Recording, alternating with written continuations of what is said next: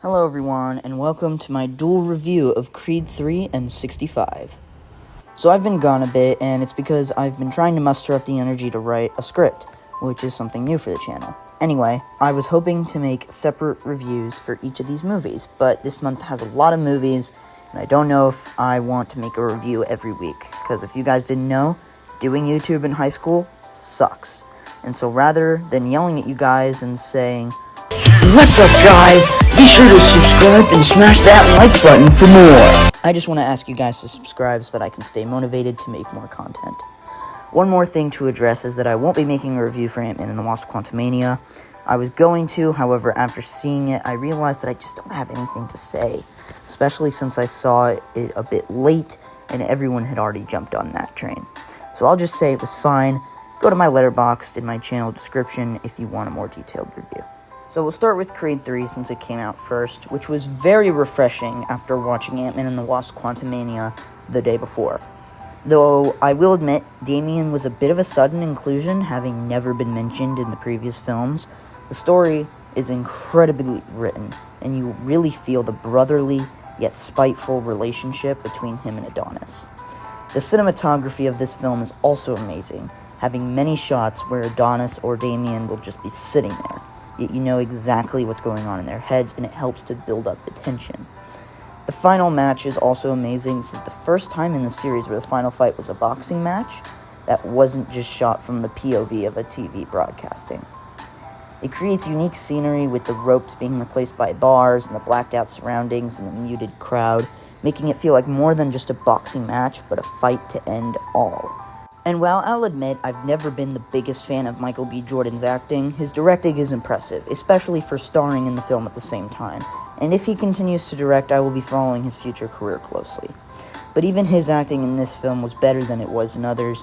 His bond with his daughter in this film felt incredibly real, especially considering the actress, Mila Davis Kent, isn't actually the daughter of Jordan, which I find rare to find films where this kind of bond isn't found in actual parent-child relationships. Tessa Thompson also does a good job, and Jonathan Majors has really surprised me. It feels, at least to me, that he made appearances in a couple less popular roles, but then he landed Loki and now he's everywhere, and has made me want to go back and watch more of some of his older content for more. And I definitely look forward to some of his future appearances in the MCU and other films. It is worth noting that I did binge all the Rocky films for the first time a couple weeks before this movie came out so that I would be able to get full context, and it really gave me an attachment to these characters. I consider myself a fan of the series now, but I think this ended up being my favorite in the franchise. My favorite. Whether it's the best is your decision. But overall, I'm going to give this film a 9 out of 10. But anyway, those are just my thoughts, so let's move on to 65. This film is difficult to talk about without spoilers, so if you still haven't seen it and want to see it, don't watch this segment. But I remember when the trailer came out, for a lack of a better word, dinosaur fan base was skeptical. The designs were very historically inaccurate, and it appeared more and more as time went on that the title wasn't just an artistic choice. It was a crackpot conspiracy theory that humans crashed on Earth 65 million years ago and populated the Earth.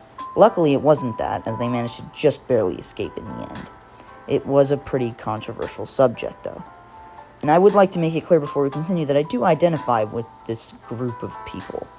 I've grown up in love with dinosaurs my whole life, and hope to become a paleontologist when I go to college. So when I say the scientific inaccuracies didn't affect my enjoyment of the film, I mean it. I still enjoyed myself while watching the film. I didn't think about which dinosaurs were which the whole time, or what dinosaurs were going to make an appearance, because it didn't matter. It's just a horror action movie trying to be a good time, and it accomplished that in my opinion. One thing that stood out to me as I was walking out of the theater was that I got so invested in the relationship between Mills and Koa, although we barely know anything about them. All we know is that Mills has a daughter that's sick, and later dies, and Koa's parents died in the crash. Hell, when I was watching the movie, I didn't even know Koa's name, and only found out afterward. But I still think I preferred her character to Mills. But that's not to say that Mills wasn't a good character. No, both Adam Driver and Ariana Greenblatt do a fantastic job in this film portraying their characters, especially when they can barely communicate since Koa barely knows any English. One thing that did have me wondering is when I still thought they were going to be stranded at the end, as the trailers led me to believe, I was wondering how they were going to explain how the technology that Mills had disappears. Now, of course, that didn't end up being an issue, but it did nerf my enjoyment of the film during it before I knew that was the case. The film in its entirety is a good, inoffensive hour and a half of a film that is easy to enjoy, and you can just turn off your brain for a bit. As long as you don't overthink any of the scientific details, I think you'll be fine, so I give the film a 7 out of 10.